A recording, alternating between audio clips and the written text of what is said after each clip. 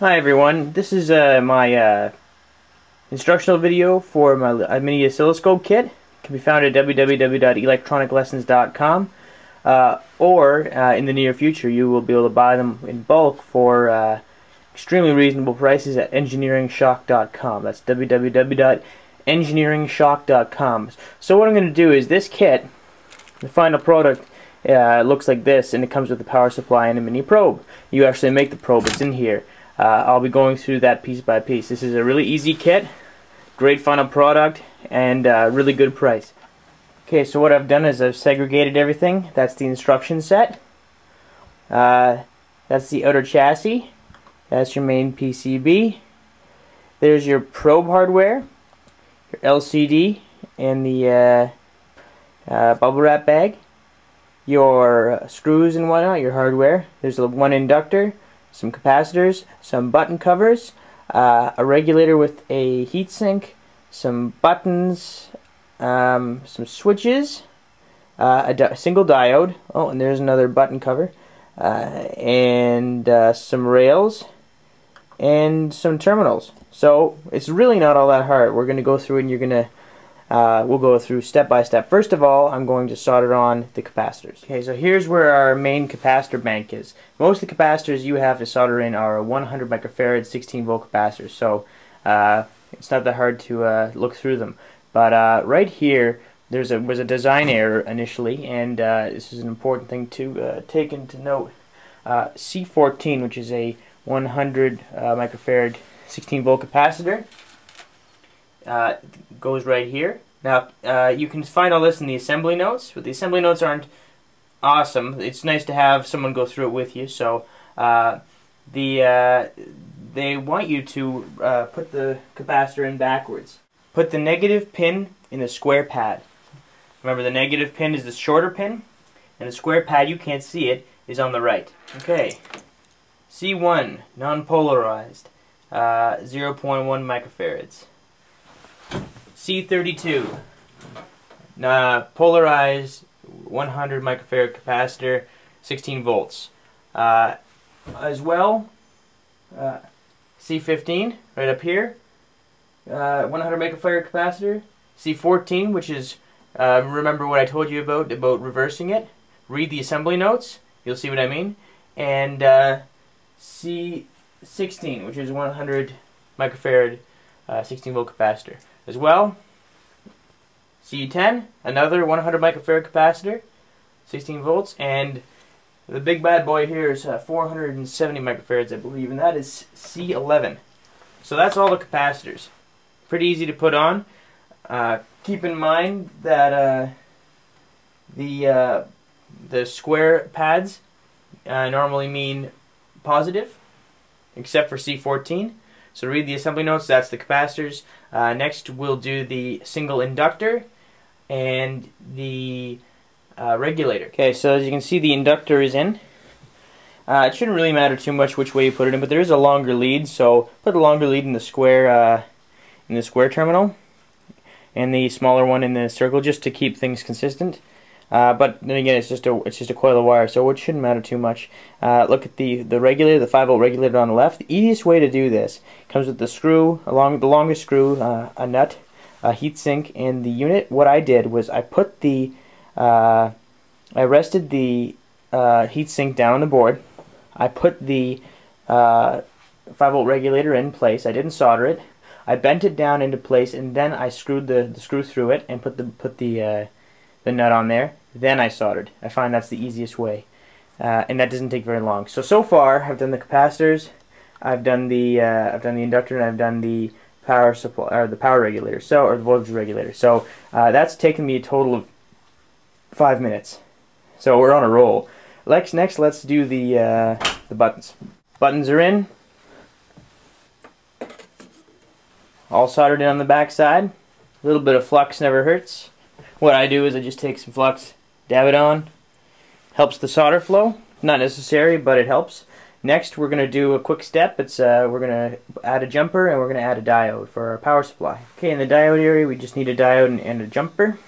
Sorry about the picture quality if it's not all that great.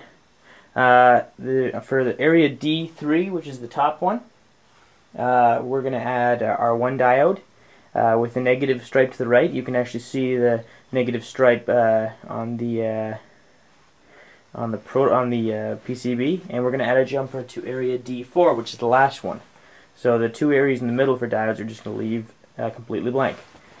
Okay, next step, we are going to do our jacks. There's our probe jack, 2 solder joints. There in the back, if you can see the 3 solder points. That's our power jack. Let's just have a better look at this from the other side. So we've got most of the electronic components on. We're not quite done yet. Next we're going to do the switches, then we're going to do the rails, then we're going to do some testing. Okay? Once we've done the testing, we're going to do the LCD. And then we're going to test to see if the whole thing works. The first time I did this, I screwed it up. I did some soldering and I realized that I had they weren't all the way in, and they need to be all the way in. So I had to do some desoldering, wasted a half an hour of my time. There are ends, basically the sides that at each end there are basically grounds. What you can do is you can bend them out to the side. So bend that one out to the left, bend that one out to the right, left, right, left, right. And it'll basically just act to hold them in place. Then you can solder them. It's an easy step. Just if you screw it up, it's going to be time consuming to fix your problem. So as far as the main board goes, all we have to do now are the rails. So let's do it. So in the middle there's a 10-pin JTAG programmer pin, or pin set.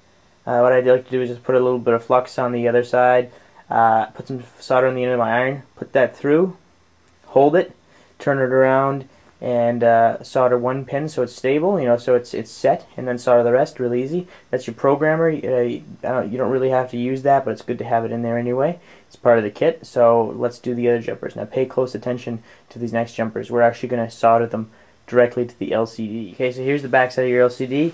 Pay close attention to the soldering as you do this. We're going to solder first to the LCD. There's two sides that have the equal amount of holes.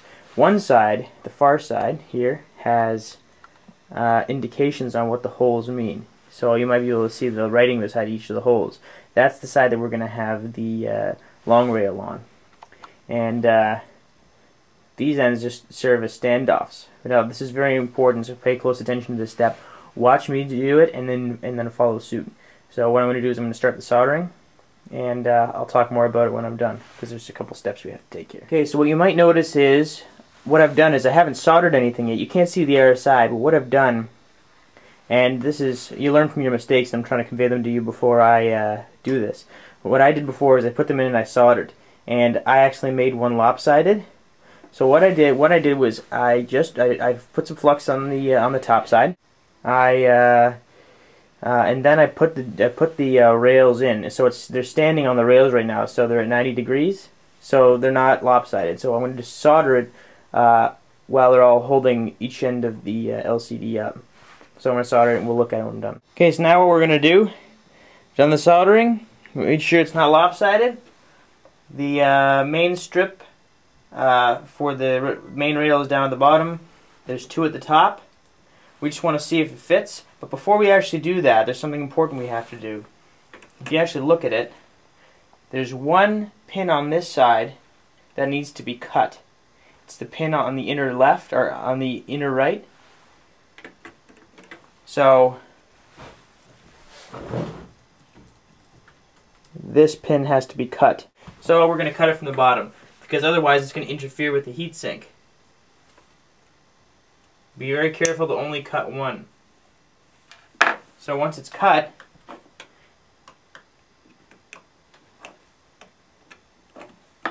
fits perfectly.